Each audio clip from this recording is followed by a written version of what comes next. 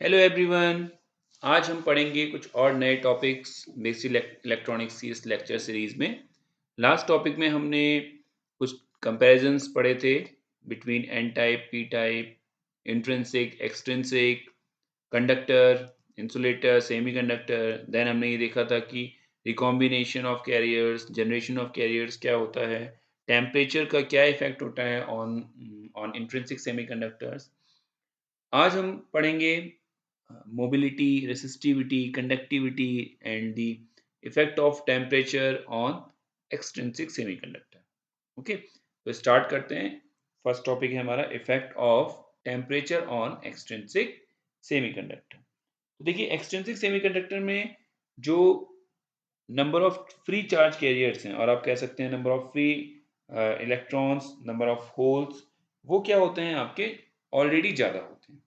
Okay, means suppose अगर हम एक एन टाइप सेमीकंडक्टर की बात करें, तो हमने अगर डोपिंग बहुत ज़्यादा कर रखी तो हमें फ्री इलेक्ट्रॉन्स ऑलरेडी मिलेंगे। ओके, तो रूम टेम्परेचर की अगर बात करें तो एक्सटेंसिव केस में नंबर ऑफ फ्री इलेक्ट्रॉन्स होते हैं। अब आप उसमें फॉरवर्ड बाइसिंग, रिवर्स बाइसिंग, वो चलिए वो तो डायोड की बात हो गई। यानी कि अगर हम सिंपल एक पी टाइप और एन टाइप सेमीकंडक्टर की बात करें, तो अगर हम उसमें मल्टीमीटर लगा के देखेंगे तो हमें कुछ मतलब माइनर करंट, या आप कह सकते हैं कि फ्री चार्ज कैरियर, अगर आप इस टर्म्स में समझे तो आप ये समझिए कि आपको कुछ फ्री चार्ज कैरियर्स वहां पे मिलेंगे। ओके, अब क्या होता है कि जब आप इसका टेम्परेचर इंक्रीज करेंगे, सपोज आपने क्या किया, आपने बाहर से इसमें एनर्जी दी।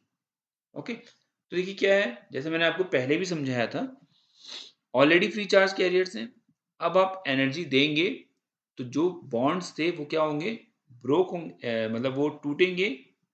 ओके, अब वो टूटेंगे तो क्या करेंगे, वो और फ्री चार्ज कैरियर्स को जनरेट करेंगे। क्लियर? तो जो मैक्सिमम पॉसिबिलिटी है, सपोज मैंने आपसे कहा कि इस बॉक्स में आप 50 बॉल्स रख सकते हैं, तो आप ऐसे समझिए कि यहाँ पे एक क्रिस्टल है एक्सट्रिंसिक सेमीकंडक्टर में एन टाइप मटेरियल का। ओके, और उसमें मैक्सिमम पॉसिबिलिटी ये है कि 50 इलेक्ट्रॉन्स आ सकते हैं, फ्री इलेक्ट्रॉन। अब आपने जब एनर्जी दी तो वो अंदर उसकी जो बॉन्डिंग थी, कोवैलेंट बॉन्डिंग, वो ब्रेक हुई तो फ्री इलेक्ट्रॉन्स क्रिएट हुए। तो क्या होगा, आपके जो नंबर ऑफ फ्री इलेक्ट्रॉन्स है वो बढ़ेंगे। पॉसिबिलिटी पहले से ही कम है, तो जो मूवमेंट है वो क्या हो जाएगा, कम हो जाएगा। ओके, अब मूवमेंट कम होगा तो यानी कि अगर आपकी कंडक्टिविटी डिक्रीज हो जाएगी, यानी कि मूवमेंट अगर कम हो रहा है तो रेसिस्टिविटी इंक्रीज हो रही है, कंडक्टिविटी कम हो रही है, यानी कि करंट का फ्लो कम हो गया। तो एक्सट्रिंसिक सेमीकंडक्टर के केस में क्या होता है कि एक टेम्परेचर रेंज, वो हर एक मटेरियल के लिए अलग अलग है, एक टेम्परेचर रेंज के बाद आपके एक्सट्रिंसिक सेमीकंडक्टर इंसुलेटर की तरह बिहेव करना स्टार्ट कर देते हैं।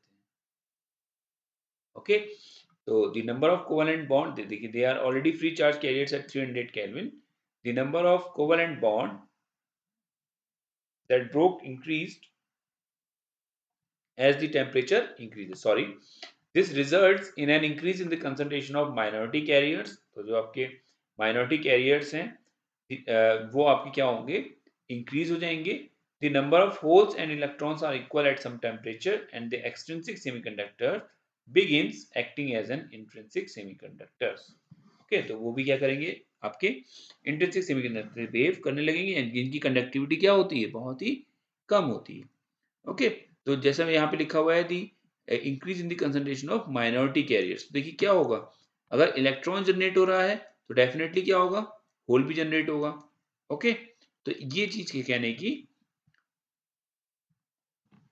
ओके, सो एक्सट्रिंसिक सेमीकंडक्टर्स टेम्परेचर के साथ, यानी अगर आप टेम्परेचर की वैल्यू इंक्रीज करेंगे तो एक पर्टिकुलर टेम्परेचर के बाद वो क्या हो जाएंगे, इंट्रिंसिक सेमीकंडक्टर की तरह बिहेव करेंगे। तो ये दो क्वेश्चंस आपसे वाइवा में पूछे जा सकते हैं कि टेम्परेचर का इंट्रिंसिक सेमीकंडक्टर और एक्सट्रिंसिक सेमीकंडक्टर पे क्या इफेक्ट पड़ता है।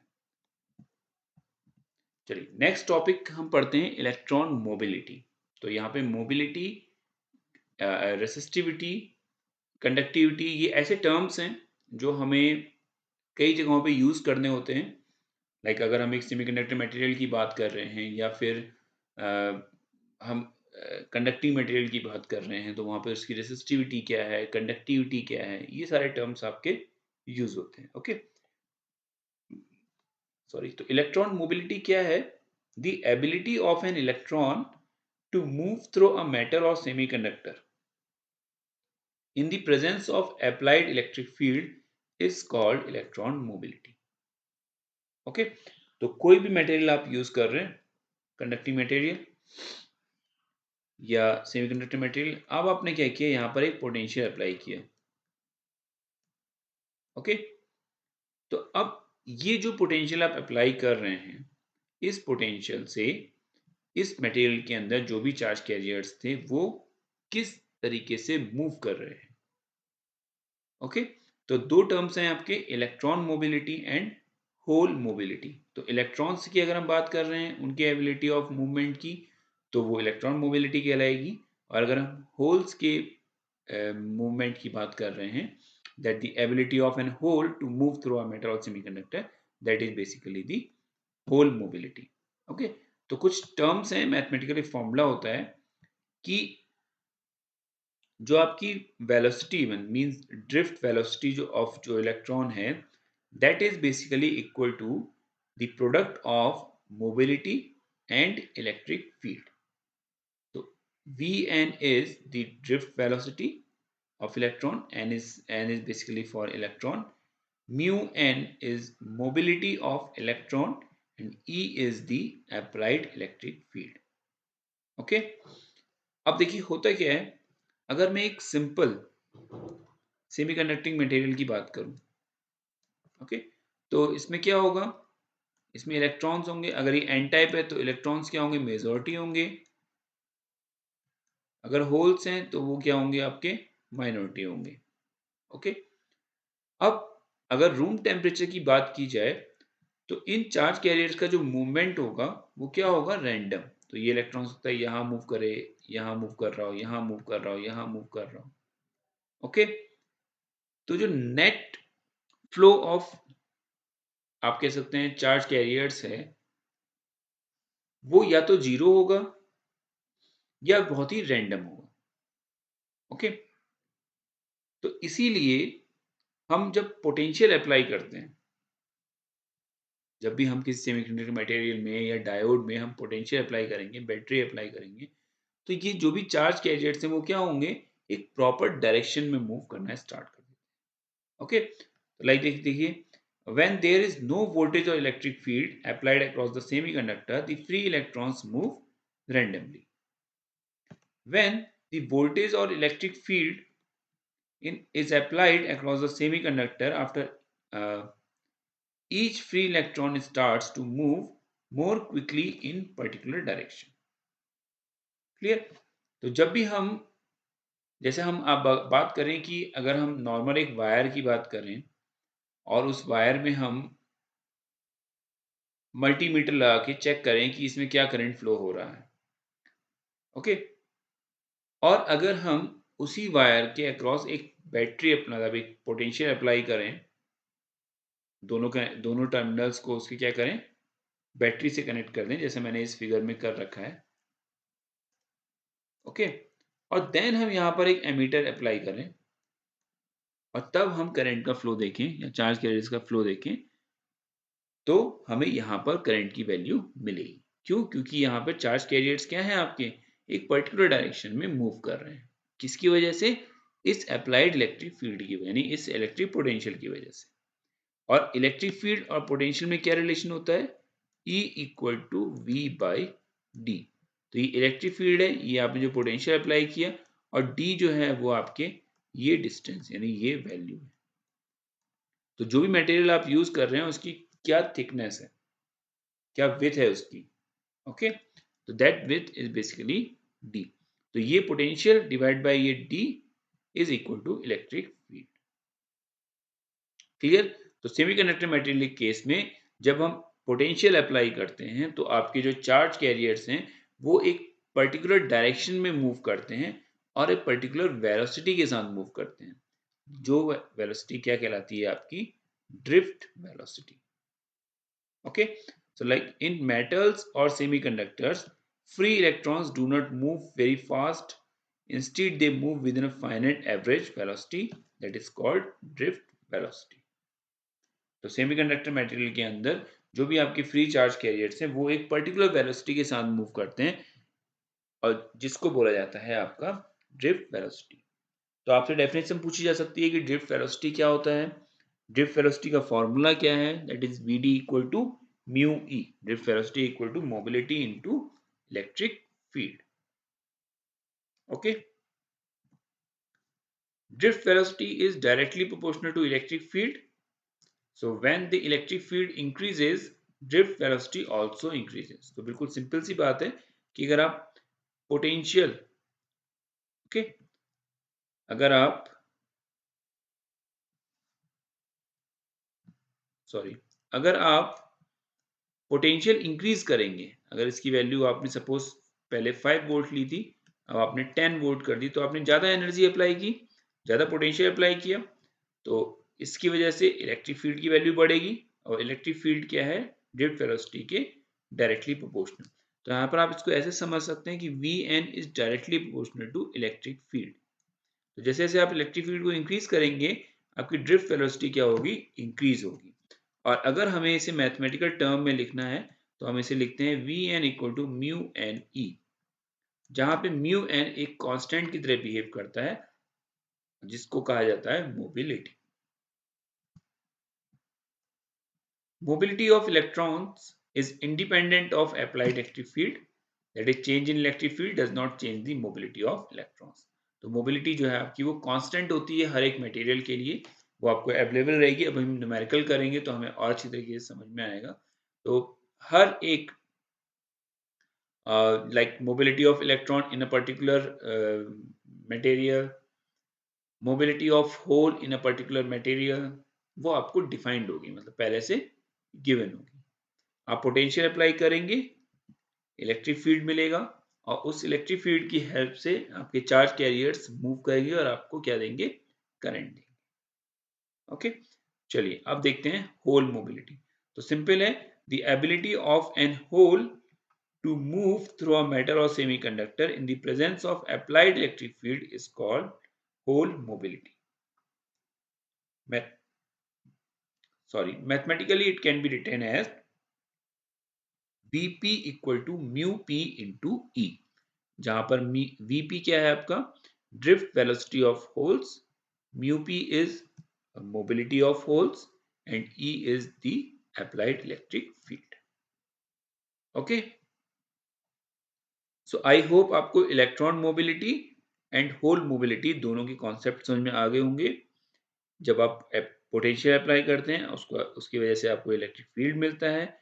वो इलेक्ट्रिक फील्ड रिस्पॉन्सिबल होता है चार्ज कैरियर्स को, वो चाहे इलेक्ट्रॉन्स हो या वो होल्स हो, उन चार्ज कैरियर्स को एक प्रॉपर डायरेक्शन में विद प्रॉपर वेलोसिटी मूव कराने के लिए। ओके, तो देखिए न्यूमेरिकल हम देखते हैं, यहाँ पर न्यूमेरिकल क्या कहता है, the electron mobility in silicon is 1000 centimetre square per volt second. देखिए जैसे मैंने आपको कहा था कि इलेक्ट्रॉन की मोबिलिटी किसी पर्टिकुलर मटेरियल में, तो अगर हम सिलिकॉन की बात कर रहे हैं तो वहां पर इलेक्ट्रॉन की मोबिलिटी कितनी है, 1000 centimetre square per volt, centimetre square per volt second. Okay, तो यहाँ पे एक यूनिट्स और देख लेते हैं। देखिए ऐसा unit of electric field is volt per metre, जैसे मैंने आपको ये बताया था। E इक्वल टू क्या होता है आपका, V बाई डी। ओके, तो V क्या है आपका पोटेंशियल और D आपकी डिस्टेंस, तो volt per metre. And the SI unit of velocity is metre per second, तो definitely VD equal to formula है हमारा म्यू E। तो VD क्या है आपका, ड्रिफ्ट वेलोसिटी, यूनिट क्या होगी इसकी, metre per second. This is mobility. Electric field की यूनिट मैंने अभी आपको बताई क्या थी, वोल्ट पर मीटर। तो अगर आपको मोबिलिटी की यूनिट फाइंड आउट करनी है तो क्या होगी, मीटर से मीटर मल्टीप्लाई हो जाएगा, ये ऊपर चला जाएगा। तो इसको चलिए नेक्स्ट में लिख लेते हैं, metre per second that equal to mobility metre को हम यहाँ ले गए तो ये मल्टीप्लाई हो गया और नीचे क्या आ गया, वोल्ट। तो क्या बन गया, metre square per volt second. तो this is the unit of mobility. Okay, तो यहाँ पे यही चीज लिखी हुई देखिए। अब वहां पे आपने मीटर में डिफाइन किया, यहाँ पर आप उसको सेंटीमीटर में डिफाइन कर रहे हैं। क्लियर? तो आप जस्ट यूनिट कन्वर्जन कर सकते हैं। अगर आपको मीटर में दिया है तो आप सेंटीमीटर में कर लीजिए, बट होना दोनों एक ही यूनिट में चाहिए। ऐसा नहीं होना चाहिए कि इलेक्ट्रिक फील्ड आपका मीटर में डिफाइंड है और वेलोसिटी आप सेंटीमीटर पर सेकंड में डिफाइन कर रहे हैं और उसके बाद आपने उसको मल्टीप्लाई किया और आप आंसर लिख गए, तो वो आपका क्वेश्चन गलत हो जाएगा। ओके, तो क्वेश्चन क्या कहता है कि electron mobility in silicon is 1000 centimetre पर volt second. What is the electron drift velocity if the voltage across the sample is 5 volt and the sample thickness is 1 millimeter? Clear? तो देखिए अब यहाँ पे ये यूनिट किस में है, सेंटीमीटर में। यहाँ पे डिस्टेंस किस में दे रखी है, मिलीमीटर में। तो सबसे पहले तो हमें इनको एक यूनिट में लाना होगा। कितना पोटेंशियल अप्लाई किया है, 5 वोल्ट। तो देखिए हमने क्या किया, हमने मीटर में कन्वर्ट कर लिया। ओके, तो E equal to V by D. तो पोटेंशियल कितना है, 5 वोल्ट, 1 मिलीमीटर, 10⁻³ मीटर। क्लियर? तो 10⁻³ ऊपर चले जाएगा तो कितना हो जाएगा, 5 into 10⁻³ volt per metre. Now drift velocity is equal to mu into E. So mu आपका क्या डिफाइंड है, 1000 centimetre square per volt second. अब आप इस सेंटीमीटर को किसमें कन्वर्ट करेंगे, मीटर में। देखिए क्या है, 1 मीटर में कितने सेंटीमीटर होते हैं, 10⁻² सेंटीमीटर, यानी कि 100 सेंटीमीटर। तो 1 सेंटीमीटर में कितने मीटर हो जाएंगे, 10⁻² मीटर। ओके, अब आप यहाँ पे कितनी यूनिट यूज कर रहे हो, सेंटीमीटर इंटू सेंटीमीटर। तो यानी कि ये कितना हो जाएगा, अगर आप 1 सेंटीमीटर स्क्वायर लिखेंगे तो कितना हो जाएगा ये, 10⁻² इंटू मीटर। यानी कि 1 centimetre square equal to 10⁻⁻⁴ metre square. Okay, तो देखिए यहाँ पे 1000 into 10⁻⁻⁴ metre square per volt second हो गया। ठीक, तो मैंने यहाँ पे क्या लिखा, अभी हम मोबिलिटी को कन्वर्ट कर रहे हैं तो यहाँ पे कितना हो जाएगा, 10⁻⁻⁴ से 10⁻³ गया तो 0.1 मीटर स्क्वायर। तो ये आ गया आपका मोबिलिटी। ई आपने यहाँ पे कैलकुलेट किया तो आपने क्या किया, देखिए ड्रिफ्ट वेलोसिटी इक्वल टू, ये मोबिलिटी रखा आपने 0.1 metre square per volt second into 5⁻³ volt per metre. Okay, clear है? तो आपने इसको मल्टीप्लाई कर लिया तो ये कितना आ गया, 500 मीटर पर सेकेंड। अब देखिए यूनिट कैसे चेक करेंगे हम, यूनिट चेक करना भी बहुत जरूरी है। तो हम लिखेंगे metre square per volt second into volt per metre. तो ये वोल्ट से वोल्ट कैंसिल हो गया, मीटर से मीटर कैंसिल हो गया, क्या बचा ऊपर मीटर, नीचे क्या बचा, सेकेंड। तो वेलोसिटी की क्या यूनिट होती है, मीटर पर सेकेंड। ओके, तो आई होप ये आपको समझ में आ गया होगा इलेक्ट्रॉन मोबिलिटी का एग्जांपल। इलेक्ट्रॉन मोबिलिटी क्या है ये समझ में आ गया होगा, ड्रिफ्ट वेलोसिटी का फॉर्मूला क्या है, किस तरीके से हम यूनिट्स को कन्वर्ट करते हैं, सेम यूनिट में ही हमें सॉल्व करना है न्यूमेरिकल, अदरवाइज आपका आंसर गलत हो जाएगा। सिंपल कैलकुलेशंस होंगी बट आपको कहाँ कंफ्यूज किया जाएगा, यूनिट पे। कभी आपको मिलीमीटर, मीटर, सेंटीमीटर में टर्म्स दिए जाएंगे तो आपको उनको एक ही पैरामीटर में, लाइक मीटर में कन्वर्ट करके आप उस पूरे क्वेश्चन को सॉल्व कर सकते हैं।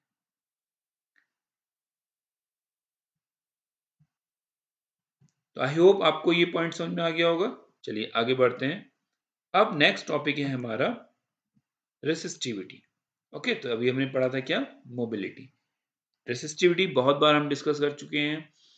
It is basically the fundamental property of a material that quantifies how strongly it resists electric current।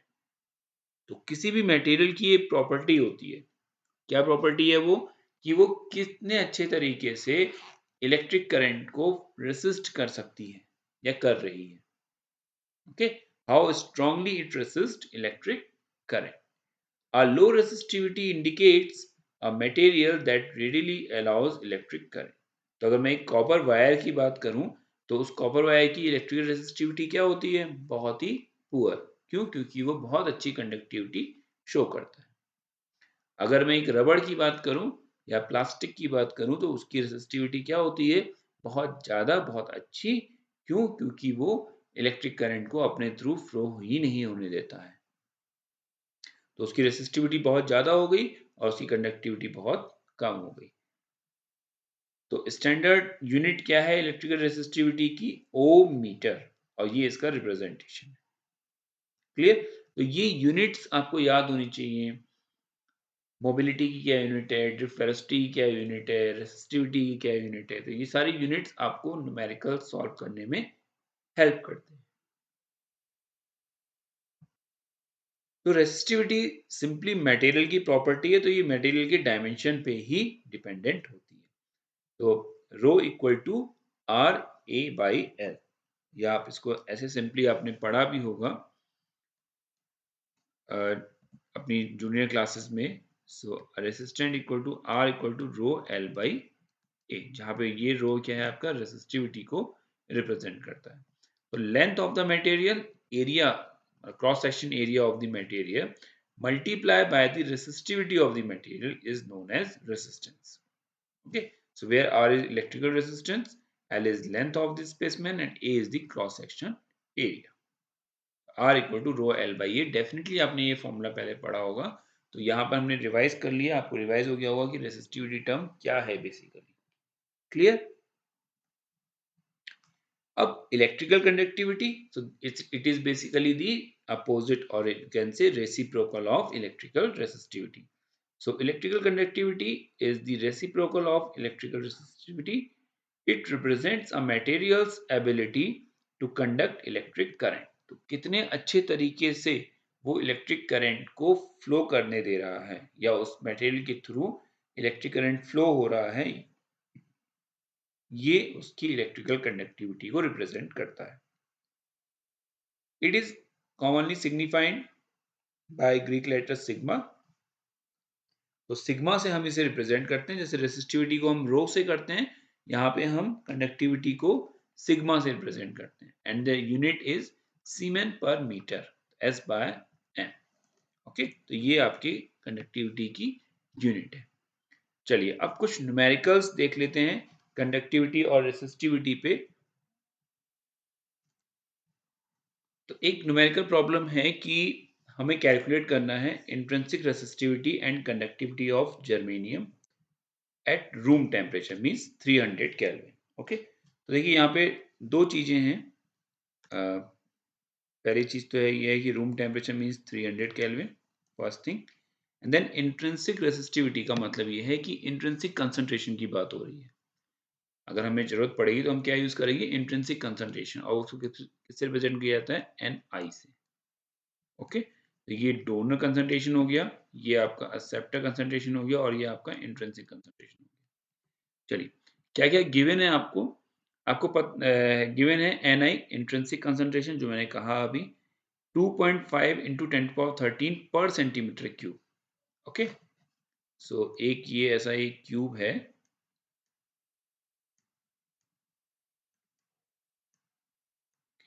जिसकी हाइट, विड्थ, लेंथ सब कितनी है? 1 सेंटीमीटर। और इसके अंदर कितना कंसंट्रेशन है? 2.5 into 10 power 13। Clear? Mobility, so mu N is electron mobility. क्या है जर्मेनियम के लिए? 3800 centimetre square per volt second, and the hole mobility is 1800 centimetre square per volt second. Okay, तो आपको क्या कैलकुलेट करना है? You have to calculate resistivity and conductivity. Clear? तो देखिए कंडक्टिविटी का क्या फॉर्मूला होता है? कंडक्टिविटी का फॉर्मूला होता है sigma equal to N E mu. अब अगर मैं इलेक्ट्रॉन की बात करूं तो मैं इसको क्या लिखूंगा? Sigma N mu N. और अगर मैं होल्स की बात करूंगा तो मैं इसे क्या लिखूंगा? Sigma P equal to N E mu P.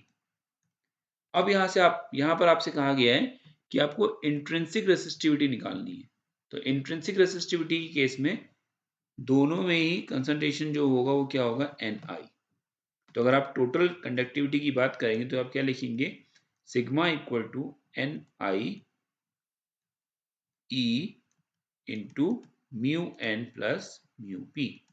तो आपने क्या किया, दोनों की मोबिलिटी को आपस में एड ऑन कर दिया। ओके, ई इलेक्ट्रॉन चार्ज को रिप्रेजेंट करता है, क्यू भी यहाँ पे चार्ज को ही रिप्रेजेंट करता है। तो देखिए सिग्मा इंट्रिंसिक आप निकाल रहे हैं, तो that is sigma I equal to N I into Q into mu N plus mu P. Clear? बस अब जस्ट आपको क्या करना है, यहाँ पे वैल्यूज को पुट कर देना है। ओके, तो Ni की वैल्यू कितनी है, 2.5 into 10 power 13 into Q charge मतलब electron charge, that is 1.6 into 10 power minus 19। Mu N is 1300, mu P is 1800। इसको आप मैथमेटिकल सॉल्व करेंगे तो आपका आंसर आएगा 0.0224 सीमेन पर सेंटीमीटर और महो पर सेंटीमीटर। ओके, तो रेसिस्टिविटी की जो यूनिट थी वो क्या थी, ओम मीटर। तो conductivity just opposite of resistivity, तो आप उसको क्या लिख सकते हैं, ओम पर महो पर सेंटीमीटर या सीमेंस पर सेंटीमीटर। ओके, अब आपको रेसिस्टिविटी फाइंड आउट करनी है, तो सिंपल आप क्या करेंगे, 1 अपॉन सिग्मा आई, तो 1 upon 0.0224 and that is equal to 44.64 ohm centimetre. तो ये हो गया आपका resistivity. Okay, so I hope ये पॉइंट समझ में आ गया होगा कि रेसिस्टिविटी और कंडक्टिविटी कैसे फाइंड आउट करते हैं, और कंडक्टिविटी का क्या फॉर्मूला है, sigma equal to N E mu. चलिए एक और क्वेश्चन करते हैं, calculate resistivity and conductivity of pure silicon at 300 Kelvin means room temperature. So your Ni is 1.5 into 10 power 10 per centimeter cube. Mu n is 1300 centimeter square per volt second. Mu p is 500 centimeter square per volt second. अब देखिए यहाँ पर mu N silicon के लिए different है, mu P different है, तो हर एक मटेरियल के लिए mobility of electrons and mobility of holes fix होंगे, मतलब कि उनकी वैल्यूज गिवन होंगी। So same sigma I equal to N I into Q into mu N plus mu P. तो एन आई की वैल्यू रखी है आपने, क्यू की वैल्यू रखी, म्यू ऑन म्यू एन और म्यू पी को आपने क्या किया, एड ऑन किया, दैट इज 1300 प्लस 500। Okay, that is equal to 4.32 into 10 power minus 6 महो पर सेंटीमीटर। एंड देन अगर आपको रेसिस्टिविटी फाइंड आउट करनी है तो आप क्या करेंगे, 1 अपॉन सिग्मा, तो 1 upon sigma I is equal to resistivity and that is equal to 1 upon 4.32 into 10 power minus 6 equal to this one.